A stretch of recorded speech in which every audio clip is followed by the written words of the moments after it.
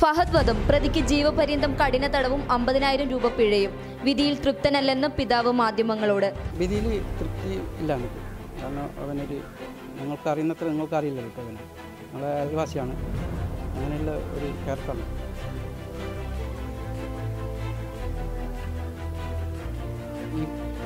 എന്നോടുള്ള വൈരാഗ്യം എന്താ വെച്ചാൽ, ഇവൻ ഒരു പ്രാവശ്യം റെയിൽവേയിൽ വിളിച്ചിട്ട് ട്രെയിന് ബോംബ് വെച്ചിട്ടുണ്ടെന്ന് പറഞ്ഞു. അപ്പോൾ അതെന്ത് പറയാൻ കാരണം വെച്ചാൽ അവൻ്റെ പെങ്ങൾ തിരുവനന്തപുരത്തേക്ക് പോകുന്നുണ്ടായിരുന്നു. അപ്പോൾ അവർക്ക് റിസർവേഷൻ ടിക്കറ്റ് ആക്കി, അവൻ കൺഫേം ഇല്ലാത്തതുകൊണ്ട് അവർ വിളിച്ചിട്ട് സീറ്റ് കിട്ടിയില്ലായിരുന്നു. അങ്ങനെ ഇവൻ വിളിച്ച് പറഞ്ഞ് പിന്നെ കോഴിക്കോടിൻ്റെ മംഗലാപുരത്തിൻ്റെ അടുത്ത് ബോംബ് വെച്ചിട്ടുണ്ട്, ഇന്ന ട്രെയിനാണ്, ഇവൻ്റെ പെങ്ങൾ പോകുന്ന ട്രെയിനാണ്. അങ്ങനെ അത് ട്രെയിൻ ബൈക്കാതെ നിർത്തി അതിൽ ചെക്ക് ചെയ്തിട്ട് പിന്നെ പോകുന്നത്. ആ ഇൻഫർമേഷൻ പോലീസിന് കൊടുത്ത് ഞാനെന്ന് പറഞ്ഞാൽ ആ വിരോധമെല്ലാം ഇവൻ പറയുന്നു. ഞാനതങ്ങനെ പറഞ്ഞിട്ടില്ല, അമ്മ അറിയില്ല അങ്ങനത്തെ ഒരു സംഭവം തന്നെ. അപ്പോൾ അങ്ങനെയാണെങ്കിൽ നമുക്ക് ഗവൺമെൻറ് പാരിതോഷികം തരണ്ടേ? ഇത്തരം ഒരു റിപ്പോർട്ട് ഞാൻ കൊടുക്കുന്നത്, എനിക്കതും തന്നിട്ടില്ല, അതിന് യാതൊരു ബന്ധവുമില്ല എനിക്ക്.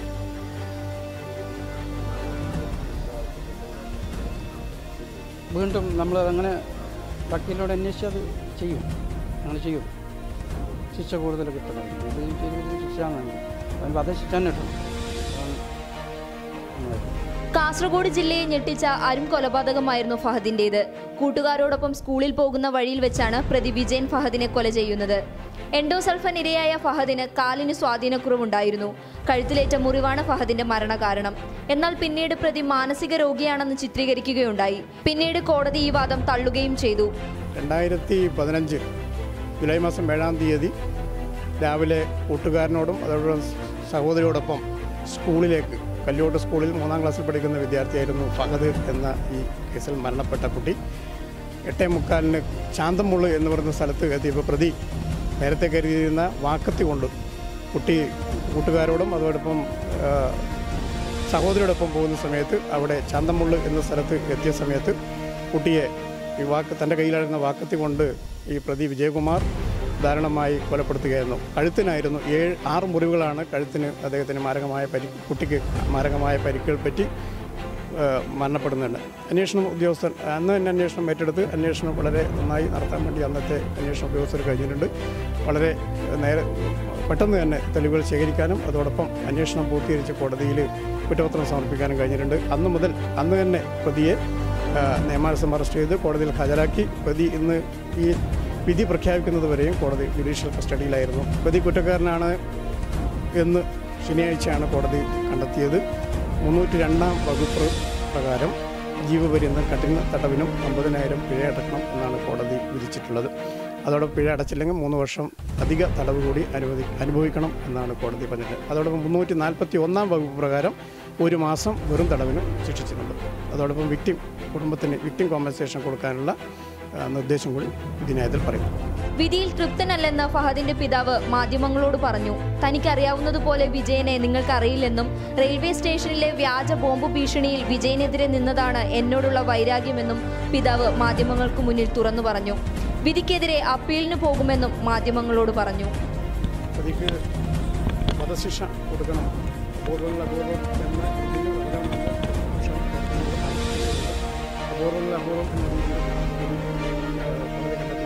എങ്കിലും ജീവപര്യന്തം കഠിന തടവും അതോടൊപ്പം 341-ാം വകുപ്പ് പ്രകാരം 1 മാസം വെറും തടവും 302-ാം വകുപ്പ് പ്രകാരം ജീവപര്യന്തം കഠിന തടവും അതുപോലെ 50,000 രൂപ പിഴ അടക്കണം എന്നാണ് കോടതി ഇപ്പോൾ വിധി പറഞ്ഞിട്ടുള്ളത്, കോടതി ശിക്ഷിച്ചിട്ടുള്ളത്. അതോടൊപ്പം പിഴ അടച്ചില്ലെങ്കിൽ 3 വർഷം അധികമായി തടവ് അനുവദിക്കണം എന്ന് കോടതി വിധി ന്യായത്തിൽ പറഞ്ഞിട്ടുണ്ട്. ഇതിൻ്റെ പ്രോസിക്യൂഷൻ സഹായിക്കാൻ അല്ലെങ്കിൽ പ്രോസിക്യൂഷൻ കേസ് നന്നായി നടത്താൻ ഈ കേസ് അന്വേഷണം വളരെ നന്നായി നടത്താൻ വേണ്ടി മറ്റേ പോലീസ് ഉദ്യോഗസ്ഥർ കഴിഞ്ഞിട്ടുണ്ട്. CI പ്രേമനാണ് ആ കേസ് അന്വേഷണം നടത്തിയത്. വളരെ നന്നായി ആ കേസ് അന്വേഷണം നടത്തി. അതേപോലെ പ്രോസിക്യൂഷന് കേസ് തെളിയിക്കാൻ സമയങ്ങൾ പോലീസിൻ്റെ ഭാഗത്തു നിന്നുണ്ടായിട്ടുണ്ട്. പ്രോസിക്യൂഷന് കേസ് തെളിയിക്കാൻ വേണ്ടി കഴിഞ്ഞിട്ടുണ്ട്. 341 കുട്ടിയെ തടഞ്ഞു നിർത്തി എന്ന് പറഞ്ഞാൽ തടഞ്ഞു നിർത്തിയതിൻ്റെ 341 APC പ്രകാരം 1 മാസം വെറും തടവ് മാക്സിമം ആ വകുപ്പ് കൊടുക്കുന്ന പിന്നെ ശിക്ഷയാണത്. 302-ാം വകുപ്പ് പ്രകാരമാണ് ജീവപര്യന്തം കഠിന തടവാണ് വിധിച്ചിട്ടുള്ളത്. അതുപോലെ 50,000 രൂപ ഫൈൻ ശിക്ഷ. അന്ന് അറസ്റ്റ് ചെയ്തതിന് ശേഷം അദ്ദേഹത്തിന് ജാമ്യം കൊടുത്തില്ല, പ്രതിക്ക് ജാമ്യം കൊടുത്തില്ല. ഇപ്പോഴും പ്രതി കസ്റ്റഡിയിൽ തന്നെയാണ് ജുഡീഷ്യൽ.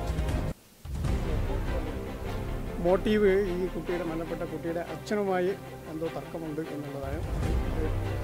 പ്രത്യേകിച്ച് കാരണം പറയുന്നത് പണ്ട് ഒരു വർഷം മുമ്പ് ഈ പ്രതിക്കെതിരൊരു കേസുണ്ടായിരുന്നു, പോലീസിൻ്റെ കേസ്. ആ കേസിൽ പ്രതിയായ ഇവനെ ചൂണ്ടിക്കാണിച്ചു കൊടുത്തത്, അറസ്റ്റ് ചെയ്യാൻ കാണിച്ചു കൊടുത്തത് ഈ മരണപ്പെട്ട കുട്ടിയുടെ അച്ഛനാണ് എന്നുള്ള ഒരു വിരോധം ഈ പ്രതിക്കുണ്ടായിരുന്നു.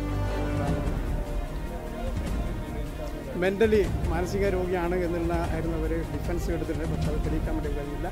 മാനസിക രോഗത്തിന് ചികിത്സയിലായിരുന്നു എന്ന് തെളിയിക്കാൻ അദ്ദേഹം ശ്രമം നടത്തിയിരുന്നു. അങ്ങനെയുള്ള ഒരു കാര്യമില്ല. ഒരു ശ്രമം നടത്തിയെങ്കിലും അവർ കോടതി റിജക്ട് ചെയ്തു, കോടതി അംഗീകരിച്ചില്ല. പബ്ലിക് കേരള.